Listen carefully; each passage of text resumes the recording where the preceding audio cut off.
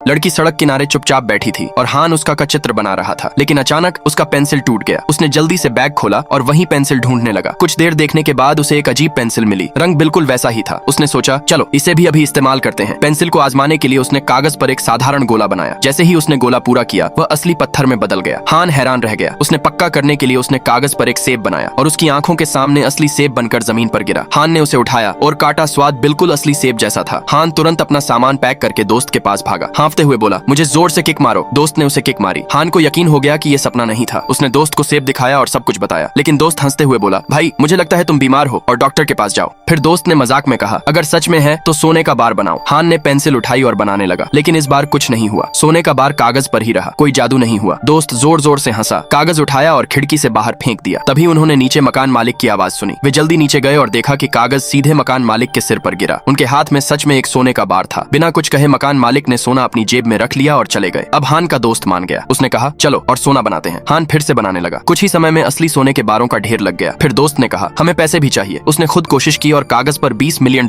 लिखा, लेकिन बस शब्द ही रहे, असली कुछ नहीं हुआ। तब हान ने पेंसिल से असली नोट बनाने शुरू किए। जल्द ही पूरा कमरा पैसे से भर गया, इतना कि दोनों दोस्त उसमें दबने लगे। तभी मकान मालिक गुस्से में अंदर आया। उसे कई महीनों से किराया नहीं मिला था। वह चिल्लाने लगा, लेकिन उसी समय हान और उसका दोस्त शानदार कपड़ों में बाहर निकले। सारे पड़ोसी हैरान रह गए। दोनों ने मकान मालिक की तरफ इशारा किया, असिस्टेंट्स को बुलाया और पैसे से भरी ब्रीफकेस खोली और कहा, यह रहे अगले 50 साल का किराया। फिर हान के दोस्त ने माइक्रोफोन उठाकर कहा, अब आपको कभी किराया नहीं देना पड़ेगा। हमने सभी पड़ोसियों के लिए घर खरीदे हैं। सभी खुश होकर ताली बजाने लगे। इसके बाद उन्होंने जादुई पेंसिल का इस्तेमाल गरीब इलाकों में लोगों के लिए घर बनाने में किया। जल्दी ही उनके पोस्टर पूरे शहर में लग गए। जिनकी जिंदगी संघर्ष में थी, अब वे राजा जैसी जिंदगी जीने लगे। वे जादुई पेंसिल का इस्तेमाल सिर्फ अच्छे कामों के लिए करते थे, जरूरतमंदों की मदद के लिए। तो दोस्तों, अगर आपके पास भी ऐसा जादुई पेंसिल होता तो सबसे पहले आप क्या बनाते, कमेंट में जरूर बताइए।